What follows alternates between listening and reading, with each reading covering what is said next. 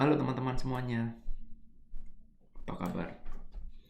Oke, kali ini kita bertemu kembali di kelas finansial.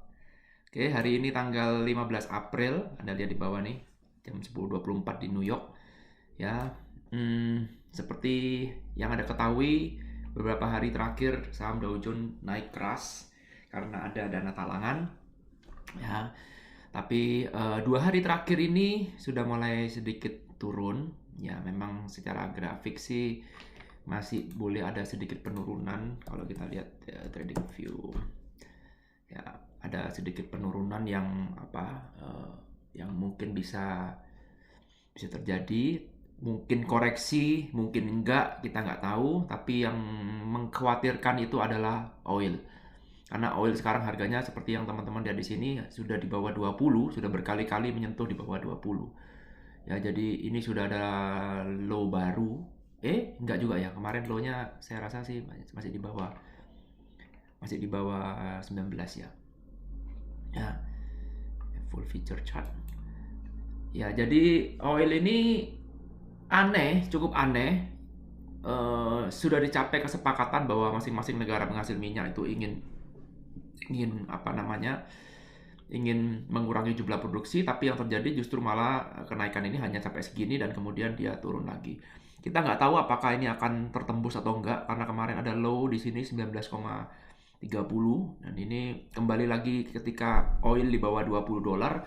Ini memberikan satu ketakutan baru akan terjadi pengurangan permintaan dalam jumlah yang gila-gilaan. Ya, jadi seperti itu oil. Nah, di video kali ini saya akan membahas bukan tentang oil ya, karena oil ini memang sekarang harganya sudah super duper murah, jadi super duper murah ini sepertinya, dan demandnya sangat-sangat berkurang. Tapi yang mau saya bahas adalah tentang airline. Kalau Anda lihat di sini, saham yang saya punya di sini adalah United Airline. United Airline ini sama seperti penerbangan biasa, seperti Garuda Indonesia, sama apa lagi, Lion ya, seperti itulah, AirAsia, sama juga United Airline. Dan seperti yang Anda lihat di sini, sahamnya hari ini naik. Kok aneh sahamnya hari ini bisa naik? Padahal airline ini paling berdampak kan. Nah, kenapa bisa begitu? Karena pemerintah memberikan subsidi. Ya, kalau Anda lihat di sini di Google, airline bailout. Ya, memberikan subsidi sampai mungkin senilai 25 miliar US dollar di bailout. Ya, tapi memang sekarang para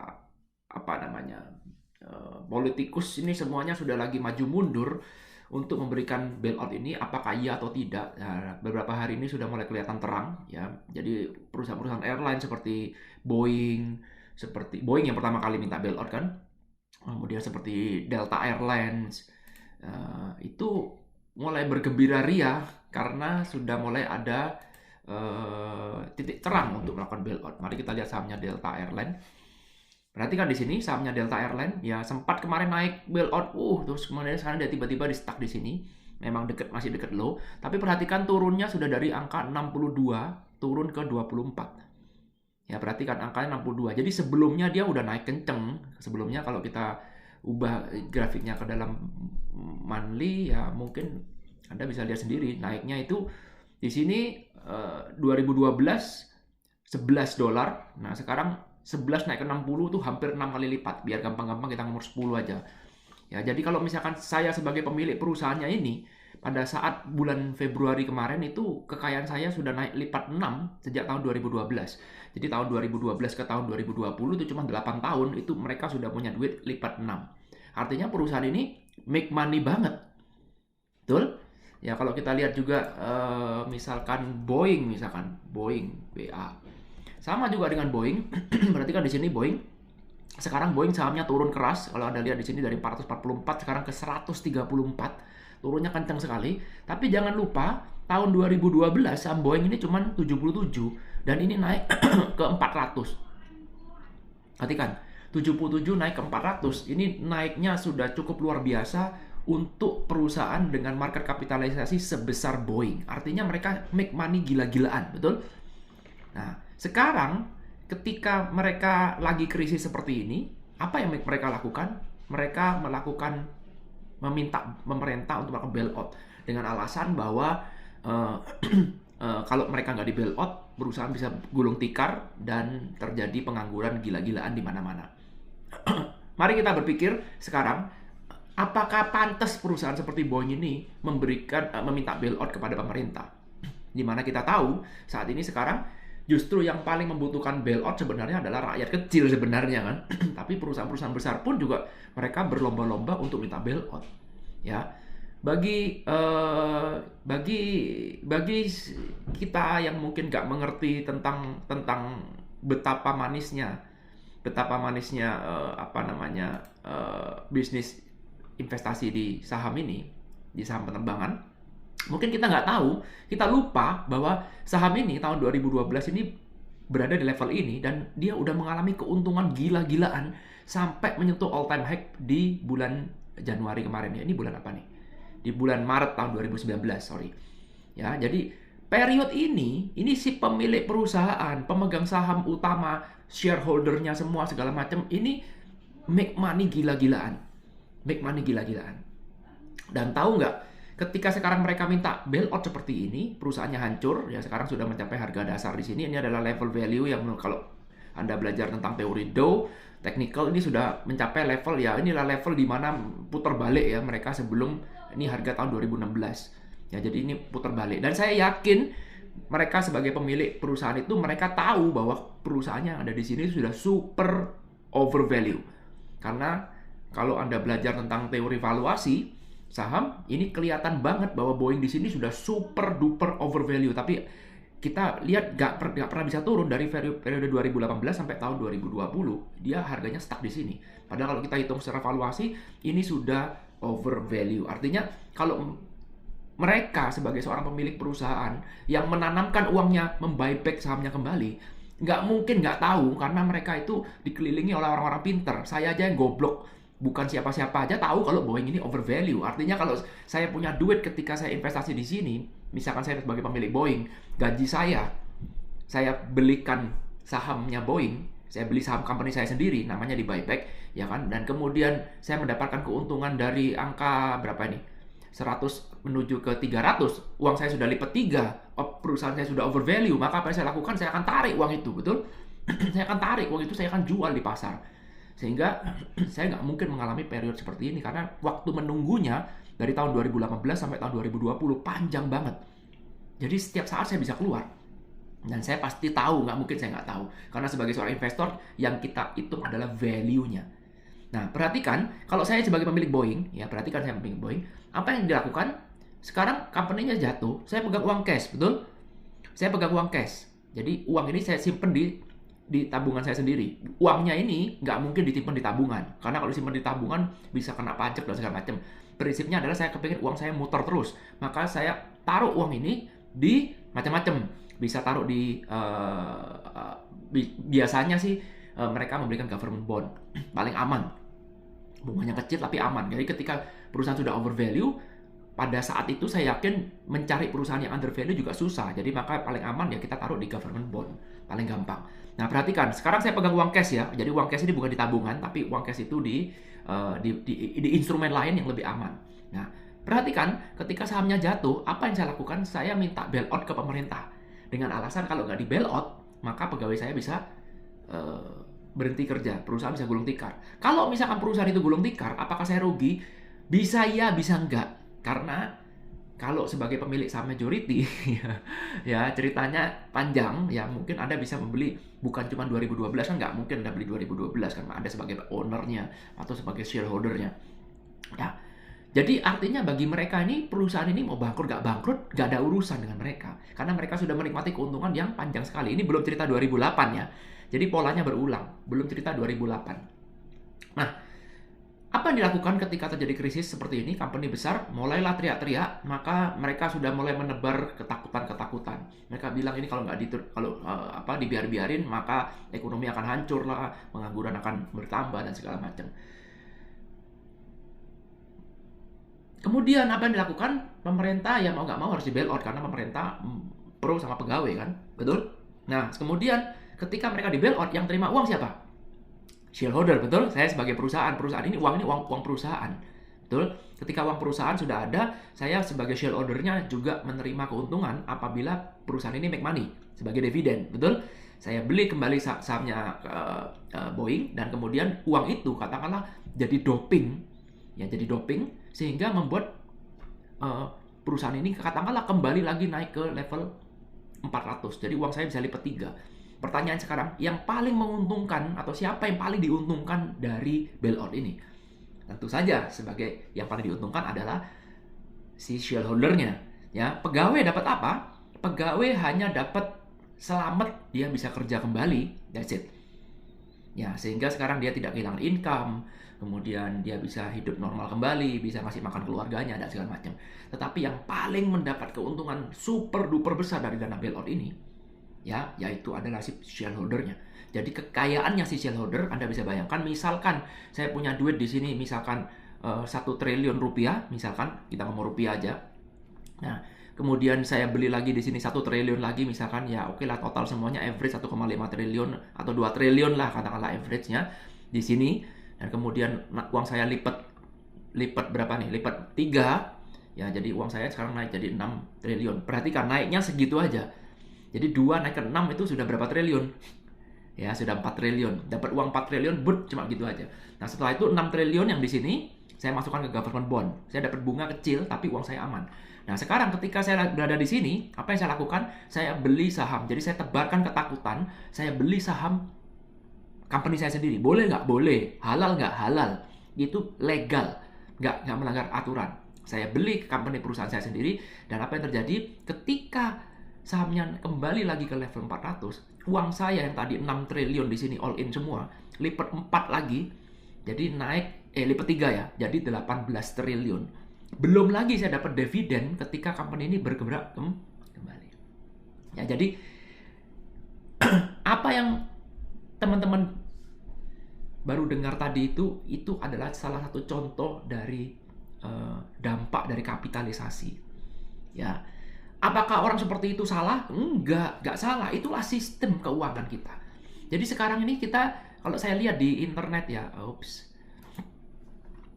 banyak orang-orang ini yang mengatakan bahwa oke, kita ini sekarang lagi dalam sistem yang begini, yang begitu, yang uang sekarang sudah nggak di backup emas lah, yang sekarang kita banyak hutang lah dan segala macam.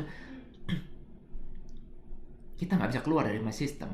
Kalau saya berpikirnya realistis saja. Jadi percuma Anda mengatakan bahwa oke, pemerintah sekarang sistemnya jelek lah, sistem ekonomi sekarang yang dikendalikan oleh penguasa dan segala macam orang-orang kaya. Tapi intinya adalah bagaimana kita sebagai rakyat biasa ini bisa memanfaatkan atau bisa sedikit lah mendapatkan keuntungan supaya paling tidak kita bisa berguna lebih besar dibandingkan dengan daripada hanya sekedar mencaci maki, daripada hanya sekedar komentar. Saya terus terang kurang terlalu respect dengan orang yang hanya bisa berkomentar tanpa memberikan solusi. Ya, jadi kalau komen mah gampang aja, wah nanti ini Illuminati lah, nanti apalagi nanti ada sistem Yahudi lah, sistem apalah segala macam lah. Tapi solusinya apa? Solusi yang kita lakukan nggak sekedar untuk oke, pemerintah harus begini, pemerintah harus begitu. Kita nggak bisa kontrol pemerintah, betul?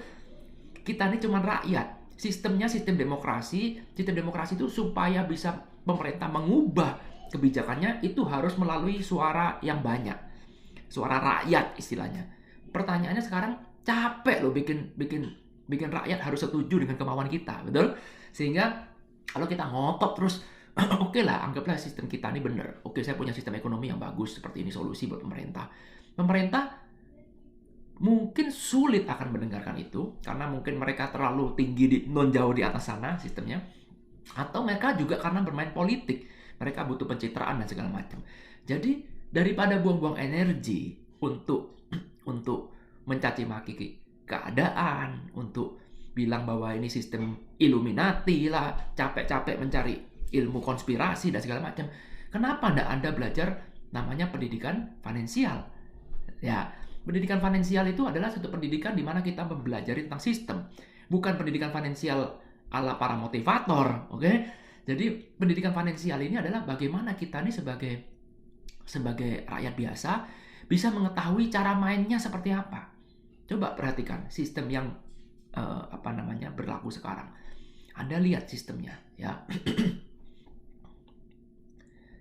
Saya kasih tahu, kalau zaman kakek-kakek saya itu, mungkin papanya kakek saya lagi ya. Jadi zaman tahun-tahun 1940, 1950, sebelum Perang Dunia Pertama ya mungkin ya.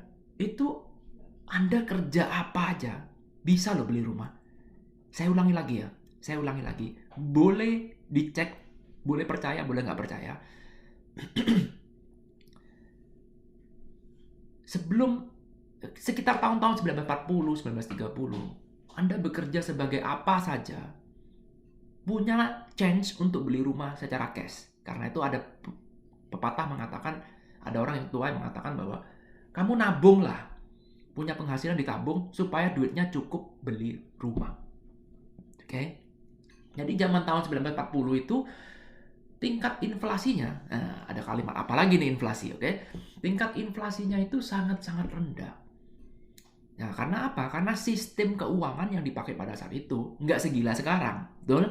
Jadi zaman dulu itu nggak bisa cetak-cetak uang seenak-enak ini seperti sekarang. Amerika langsung memberikan bailout 2,3 triliun, ada sampai apa, ada kesulitan ekonomi dikit, cetak duit. Zaman dulu nggak bisa. Ya, dan kemudian sekarang ketika zaman sudah berganti, maka pelan-pelan kita menabung jadi seperti nggak ada guna. Betul? Jadi pelan-pelan menabung aja semakin nggak cukup, dan kemudian harga rumah semakin tidak terjangkau. Ya, itulah yang terjadi sekarang. Kenapa bisa begitu? Karena sekarang pemerintah ini sudah membebaskan sistem ekonominya sejak tahun 1971 bahwa kita bisa mencetak uang tanpa backup emas. Ya, sebentar lagi mungkin akan berubah lagi, cetak uang lagi tanpa backup apapun. Sekarang masih ada backup emasnya, ya, tapi mungkin ke depan ya we never know. Nah, buktinya adalah Bitcoin. Bitcoin itu cuma pakai menggunakan algoritma internet aja sudah bisa jadi uang. Yang penting ada supply and demand, jumlahnya dibatasin, that's it. Bisa jadi seperti itu. Itu akan lebih gila lagi. Ya. Nah, apakah terus kemudian kita cukup cuma sekedar bilang, wah berarti pemerintah bajingan, berarti pemerintah ini lagi zolim terhadap rakyat, berarti kita dikendalikan oleh Illuminati, One World Order dan segala macam. Saya nggak tahu jawabannya benar apa, bisa iya bisa enggak, we never know. Namanya juga teori konspirasi. Konspirasi itu artinya bisa iya bisa enggak. Oke? Tapi intinya adalah kita tidak lagi berbicara benar atau salah. Itu saya paling suka.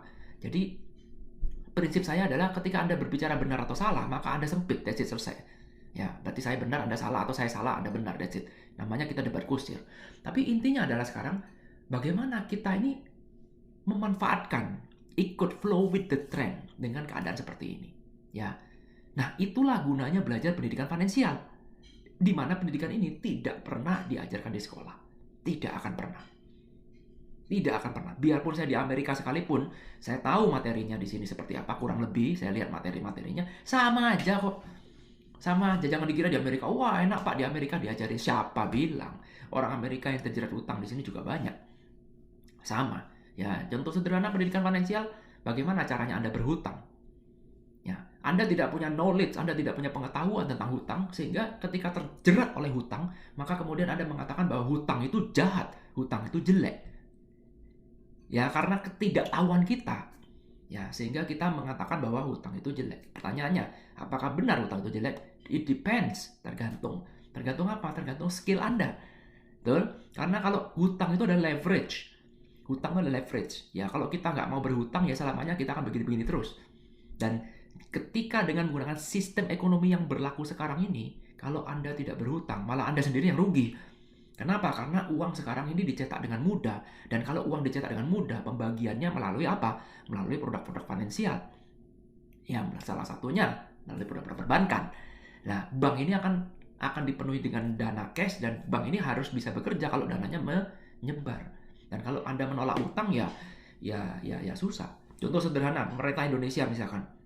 Pemerintah Indonesia membangun infrastruktur, membangun MRT Jakarta ya, saya belum pernah naik gitu. Itu termasuk terlambat.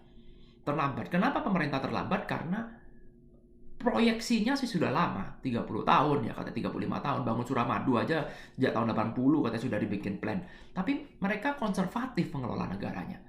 Dan kemudian sekarang tiba-tiba kita bisa membangun infrastruktur yang luar biasa di Indonesia karena hutang. Jadi hutang ini sebenarnya membeli waktu, betul? Asalkan dikelola dengan benar, maka utang ini bisa membuat recover. Contoh sederhana, Jepang. Anda lihat Jepang, GDP per GDP per debt rasionya itu sudah sampai 200%. Tapi Jepang so far so good, nggak ada masalah. Ya, apakah kemudian dijadikan acuan? Sekarang Jepang habis bom atom 1945 rata dengan tanah, gimana bisa membangun kalau nggak pakai hutang? Betul? Lalu Anda bilang, wah Pak, kalau orang Jepang saya mau anti hutang. Ya kalau Anda anti hutang, sekarang Jepang jadi Korea Utara. Ya nggak maju-maju, karena ya anti hutang. Ya saya nggak mau hutang, dengan alasan bunga itu nggak bagus. Ya jadi bagaimanapun ya itu pilihan, bukan masalah benar atau salah. Jadi kalau misalkan memang Anda ingin hidup nggak maju, ya jangan berhutang. Sama juga dengan beli rumah misalkan.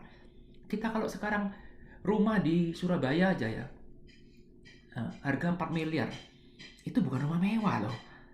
Ya, kalau kita lihat rumah-rumah di Citraland itu, rumah 4 miliar itu cuman rumah ya kecil yang enggak, besar yang enggak juga gitu. Jadi 4 miliar itu rumah yang sedang lah, pantes lah istilahnya, ya. Nah, mari kita pikir, kalau kita 4 miliar mau nunggu nabung dulu, ya, katakanlah pekerjaan Anda 1 bulan bisa menghasilkan 100 juta rupiah, oke? Dan setiap bulan Anda bisa menabung 40 juta. Ya, berapa waktu yang diperlukan untuk bisa mencapai 4 miliar? Lama, betul? Ya, 4 miliar dibagi 40 juta, berapa tuh? Tuh, per bulan. Permasalahannya sekarang, ada berapa di antara kita yang punya income 100 juta per bulan? Nomor 1 itu. Nomor 2, ada berapa di antara kita yang punya 100 juta per bulan dan masih bisa nabung 40 juta? That's it. Artinya itu nggak bakalan bisa. Jadi Anda harus perlu KPR mau nggak mau. Ya KPR itu membeli waktu, betul? KPR ada bunganya, yes of course, because bank make money dari situ. Kalau bank nggak ada bunga lah, terus siapa yang mau buka bank? Bank mau pinjemin uang juga siapa lo, kan gitu. Memang kamu saudara saja uang bisa hilang, apalagi bukan siapa-siapa. Ya karena itu bank butuh kolateral. Ya memang itu sistemnya. Kalau Anda suka ataupun nggak suka, ya kita berada dalam sistem. Dan memang itu seperti itu sistemnya. Jangan mengubah sistem. Ya kalau mengubah sistem itu capek. Karena kita bukan motivator, bukan leader ya. Kalau bisa leader, kita bisa ngajak orang di belakang kita, lah itu mungkin baru bisa ngubah. Nah, kalau kita sekarang cuman rakyat biasa, ya udahlah ikut sistem aja. Kalau saya sih seperti itu. Kenapa? Saya ikut sistem aja. Nggak bilang ini benar atau salah. Ya memang ini yang berlaku. Sama seperti kita main sepak bola misalkan. Kalau memang nyentuh bola di kotak penalti itu bisa kartu kuning dan di penalti, ya itu memang aturannya. Jangan ada bantah sih wasitnya bilang ini nggak fair. Ya memang itu ada aturan. Ya, nah jadi artinya selama Anda tahu aturannya, maka Anda bisa make money dengan bagus. Ya itulah sistem kapitalisme. Inilah sistem yang membuat yang kaya makin gila, makin kaya banget, yang miskin makin miskin. Mari kita ambil contoh. Katakanlah misalkan saya bekerja di Boeing, perusahaan terkenal. Nggak gampang loh kerja di Boeing, ya. Jadi saya kerja di Boeing, gaji saya misalkan kalau pakai rupiah nih ya. Kalau pakai rupiah misalkan 1 bulan, katakanlah 30 juta lah misalkan. 1 bulan. Nah, ketika company naik seperti ini, ya kalau saya jabatannya saya cukup tinggi, maka saya bisa dapat dividen dari company, dapat bonus tahunan. Tapi kalau saya cuma bekerja kasar, nggak bisa dapat. Betul, jadi artinya company gini-gini ya paling ada kenaikan gaji dikit lah. Nggak seimbang dengan kenaikan perusahaan yang kencang seperti ini. Ya, dan kemudian ketika jatuh seperti ini, saya jadi korban, saya ikut demo, seolah-olah saya membela perusahaan, ya. Dan kemudian pemerintah memberikan bailout, saya kembali dapat gaji lagi. Ya, that's it. Jadi saya sebagai pegawai rendahan ini selalu jadi korban karena kita cuma jadi komoditas. Itu fakta. Kita tidak mau benar atau salah. Kita tidak mau mana yang lebih baik, mana yang lebih buruk. Enggak, itulah fakta. Oke, bandingkan dengan pengusahanya, bandingkan dengan investornya. Ketika dia beli sahamnya di sini dan kemudian di sini dia jual, sekarang dia di bailout dan kemudian sekarang dia lagi nggak pegang barang, kemudian harga sudah murah, kemudian dia beli lagi dan harganya naik lagi ke atas. Apa yang terjadi? Dia makin kaya dan makin kaya, sementara pegawainya di sini tetap sama income-nya, naiknya pun juga cuma sedikit. Sementara yang di sini, dari sini dari 66, ini 66, naik ke 450, sudah naik berapa? Sudah naik berapa kali lipat? Ya, sudah hampir naik 7 kali lipat, 8 kali lipat, betul? 7 kali lipat. Dan ketika dia turun, naik lagi 7 kali lipat lagi. Anda sudah tertinggal berapa? Ya, jadi saya di sini pegang uang 1 triliun, sekarang di sini naik jadi 7 triliun. Oke, 7 triliun, saya simpan uangnya di sini, kemudian saya beli lagi kapan ini, naik lagi 5 kali lipat lagi, maka saya beli di sini 7 triliun, kemudian saya kalikan 5, jadi 35 triliun uang saya di situ. Pertanyaannya sekarang, gap-nya makin gede nggak? Makin gede. Apakah terus kemudian kita bisa bilang, oh berarti pengusaha itu bajingan, Pak. Berarti perusahaan itu orang salah. No. Jangan berpikir punya mindset seperti itu. Anda harus punya mindset bagaimana berpikir seperti si pengusaha itu. Kalau dia bisa, kenapa saya nggak bisa? Kalau Anda berpikir selalu bilang bahwa pengusaha itu bajingan, orang kaya itu bajingan, tapi Anda kepengen jadi orang kaya, kan jadi bingung otaknya, betul? Jadi bingung. Daripada Anda memaki-maki, ya stop, itulah kebiasaan itu. Memaki-maki, kebiasaan bikin teori A, teori B. Daripada energi dipakai buat menghakimi, menjudge ini benar itu salah, ya. Sementara kita nggak bisa melakukan apapun, ya lebih baik kenapa nggak Anda belajar pendidikan finansial aja, ya. Yuk kita belajar pendidikan finansial. Bagaimana caranya? Ya, contoh sekarang seperti ketika terjadi corona seperti sekarang, banyak orang kehilangan pekerjaan. Daripada mencaci maki, menghabiskan energi buat ketakutan, kenapa tidak kita berpikir bagaimana caranya supaya saya tetap bisa make money? Gunakan produk finansial misalkan salah satu caranya. Bagaimana bisa make money? Ya seperti itu. Ya, jadi itu poinnya yang mau saya sampaikan, bahwa inilah sistem. Anda mungkin nggak bisa nggak mengetahui informasi seperti ini di dunia luar, yang karena isinya cuma berita negatif aja, yang cuma isinya menuduh Amerika pelaku corona, menuduh Cina pelaku corona, ngabisin energi. Lebih baik Anda sekarang stay at home di rumah, oke? Belajar yuk kita belajar. Menarik nggak topik finansial ini? Yuk kita belajar, yuk kita kendalikan, yuk kita pelajari sistemnya seperti apa dan apa yang bisa kita lakukan. Itu the most important thing. Apa yang bisa kita lakukan? Bukan cuma sekedar memberikan saran untuk satu hal yang nggak bisa kita lakukan. Contoh sederhana adalah capek-capek memberikan saran ke pemerintah bahwa pemerintah harusnya begini, harusnya begitu. Anda bukan ahli ekonomi. Kok bisa-bisanya bilang, ada teman saya tuh ya, bilang, Sri Mulyani harusnya begini, harusnya begitu. Loh. Sri Mulyani ini lulusan S3 ekonomi ya, ditambah lagi sekitarnya dia ini juga orang-orang pinter, artinya dia tidak kurang-kurang pinternya, dan siapakah kita ini sih, gitu loh. Kok sampai capeknya bilang harus begini, harus begitu. Bukan kita nasionalis gak nasionalis, tapi intinya sekarang ketika perusahaan besar ya perhatikan, ketika perusahaan besar ini lagi oleng ekonominya, padahal yang punya ini nggak oleng, yang punya ini sedang aman-aman aja, tetap bisa makan. Company bantu loh, karena ini berdampak pada orang banyak.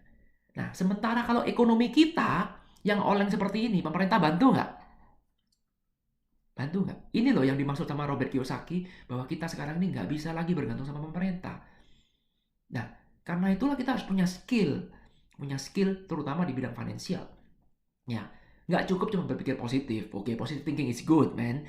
Bukan berarti jelek, enggak. Tapi we have to do something, man. Kamu harus belajar satu hal yang lebih. Apa yang bisa saya lakukan? Skill apa yang mau saya pelajarin sekarang? Sambil menunggu masa corona ini. Itu yang the most important thing menurut saya.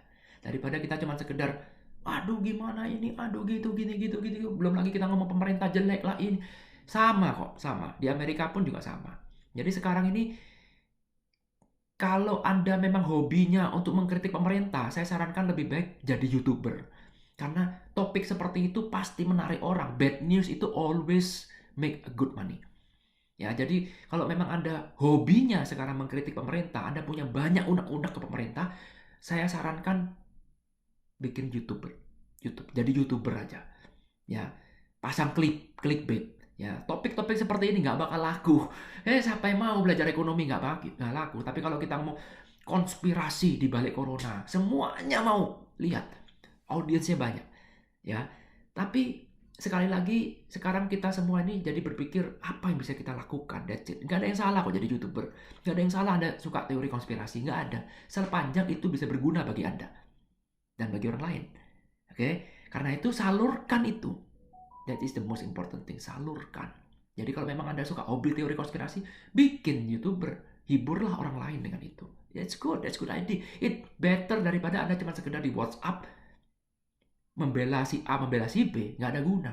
Bikin aja di YouTube, bikin saran, bener itu, nggak ada yang salah, karena itu topik yang menarik dipasang. Sedangkan ketika kita berpikir positif, sulit mau laku, sulit, karena orang berpikir sekarang nih, kalau saya ngomong bahwa saya optimis dengan ekonomi di masa depan, Anda percaya nggak? Ya, saya sudah bikin video di sebelumnya, ini adalah indeks dolar, ya. Ketika ini dolar indeks, ketika ketika US dollar lagi naik seperti ini, nih US dollar lagi naik dari tahun 2012 karena sudah kuantitatif sekarang sudah modelnya ada tightening policy, kebijakan tightening, cari uang susah ini di sini. Susah. Yes.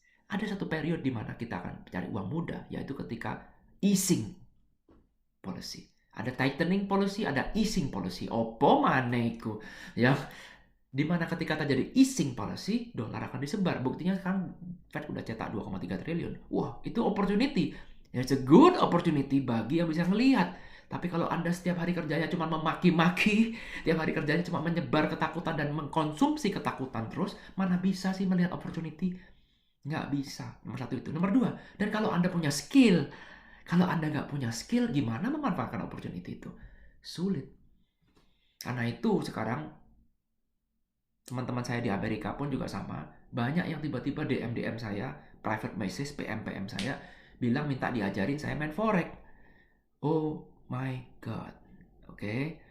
Forex market is not a good solution for you now. Karena itu skill.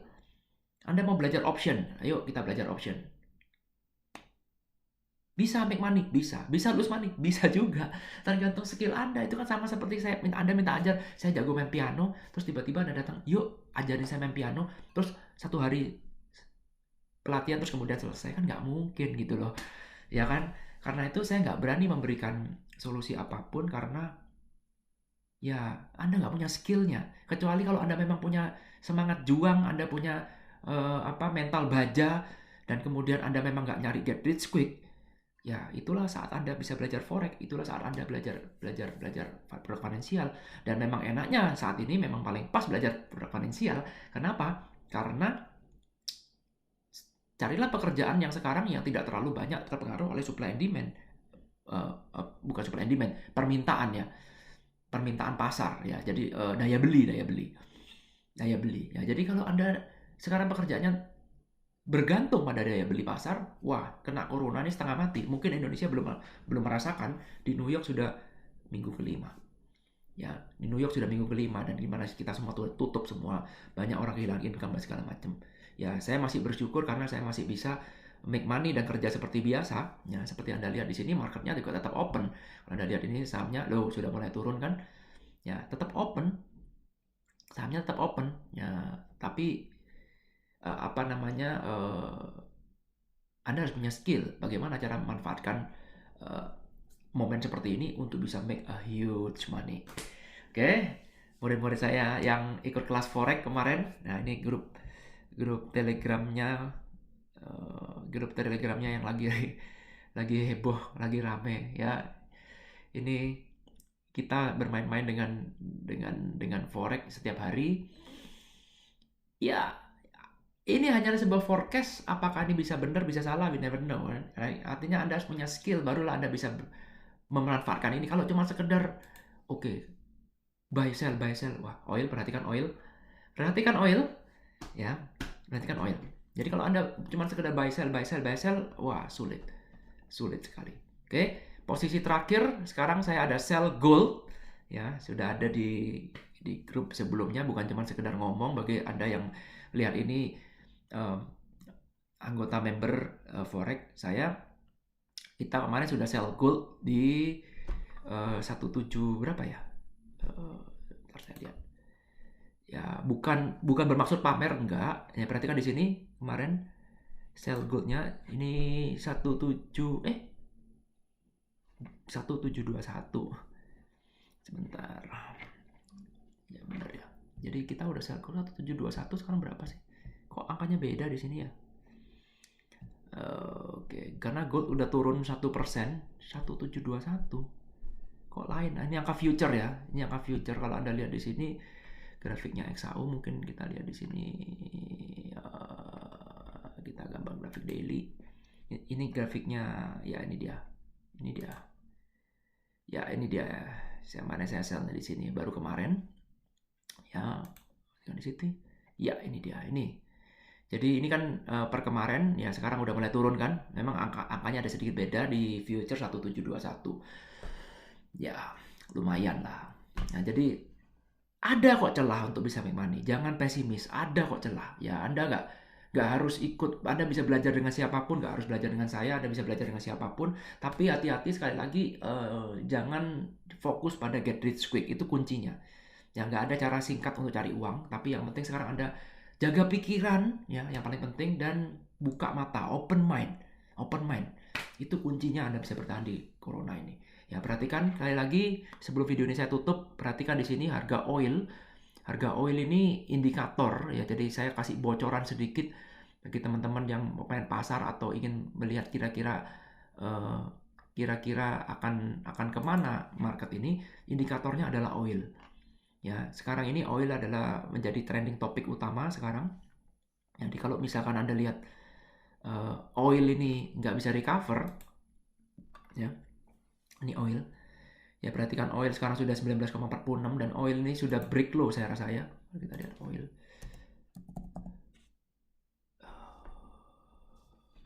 Ya, ini dia. Jadi kalau sekarang oil ini sudah, benar sudah break low. Ya, sudah break low oil. Perhatikan kalau oil sudah nggak bisa recover, maka sulit sekali pasar bisa recover. Ya, dan ini dampak ekonominya akan sangat-sangat besar. Ya, perhatikan ini oil. Loh, kok masih 28? Oh, salah ya. Oke, kok 28 sih angkanya? BTI. Nah, ini dia mungkin benar. Ya, ini dia. Oh, belum break low. Ya, hampir break low. Jadi intinya adalah oil ini jangan sampai jatuh terlalu dalam, karena kalau sampai oil jatuh terlalu dalam, dampaknya akan sangat-sangat besar, terutama pada negara berkembang penghasil tambang, migas, minyak dan gas alam ya. Karena oil adalah leading indikatornya semuanya. Jadi ketika oil sudah hancur seperti ini, jangan tanya natural gas. Oke? Dan ketika sudah natural gas hancur, jangan tanya batu bara. Oke? This is not a good time bagi negara-negara penghasil migas, termasuk juga Indonesia. Jadi besar kemungkinan akan kehilangan banyak income dari sektor migas. Ya, seperti negara-negara seperti mana sih? Kolombia, apa sih kemarin? Uruguay ya. Saya lupa lah, negara-negara Amerika Latin tuh banyak yang menghasil minyak. Itu sekarang juga mata uangnya sudah nggak karu-karuan. Dan leading indikatornya adalah oil. Jadi oil ini jatuh karena kehilangan demand. Oversupply, kehilangan demand. Ya, itu yang terjadi. Semoga Anda bisa mendapatkan manfaat dari video ini. Sampai ketemu di video seminar berikutnya. Oke? Thank you. Be safe, be healthy. Jangan keluar kalau nggak perlu. Dan selalu jaga kebersihan. Oke? Pakai masker. Itu paling penting. Jangan meremehkan virus ini. Syukur-syukur kita berharap semoga Indonesia nggak sampai kena separah seperti di New York. Oke? Kalau sebelum saya tutup, saya akan tunjukkan juga grafiknya. Kalau Anda pengen tahu grafiknya perkembangannya di mana, Anda bisa masuk ke TradingView ya. Dan sekarang Anda lihat di sini ada grafiknya. Ya, ada grafiknya tentang corona ini. Anda lihat di sini belum melandai, betul? Seluruh dunia nih ya. Jadi seluruh dunia ini masih belum melandai. Dan kemudian kalau kita lihat di Amerika juga sama, masih curam sekali grafiknya. Ya, curam sekali, masih tinggi banget. Dan kemudian kalau kita lihat Spanyol, perhatikan Spanyol udah duluan daripada Amerika, masih belum selesai. Kalau kita lihat Italia juga sama, masih terus menanjak. Jadi belum ada tanda-tanda selesai. Ini ada Jerman juga sama, ups. Jadi Jerman juga belum selesai saat ini, ya. Dan poinnya adalah ini adalah benar-benar real. Ancaman ini benar-benar real. Jangan meremehkan, ya, karena ini adalah negara-negara yang sudah menjalani dulu. Ya, semoga tidak terjadi di Indonesia. Karena itu mari kita jaga kesehatan demi keluarga kita, demi orang lain sekitar kita, supaya jangan sampai terjadi seperti di negara-negara lain. Ya, jadi Indonesia termasuk bersyukur karena bisa mencontoh dulu. Semoga Indonesia bisa belajar dari kita-kita yang sudah mengalami seperti ini. Ya, sekali lagi saya berdoa semoga teman-teman tetap sehat, ya, tetap jaga pikiran positif, kurangi konsumsi berita negatif, manfaatkan liburan ini untuk hal-hal yang positif, ya, belajarlah skill baru dan segala macam. Dan kemudian kalau jangan keluar kalau nggak perlu. Kalau memang benar keluar, Anda memang betul-betul terpaksa keluar, jangan lupa pakai masker. Masker ini penting. Lebih baik Anda pakai masker yang dipakai lagi nggak apa-apa daripada nggak pakai masker sama sekali. Jadi kalau memang maskernya sudah terbatas, ya pakai ulang aja nggak apa-apa. Asal jangan kebalik. Ya, itu bisa disteril pakai apa ya? Pakai kemarin pakai apa katanya? Ada yang bilang pakai microwave, ada yang bilang pakai apapun lah, atau ditaruh di air panas apapun itu bisa mati katanya. Ya, tapi at least Anda harus pakai masker. Jangan sampai nggak pakai masker. Oke, stay safe. Sampai ketemu di video berikutnya. Oke, terima kasih sudah menonton video ini. Bye.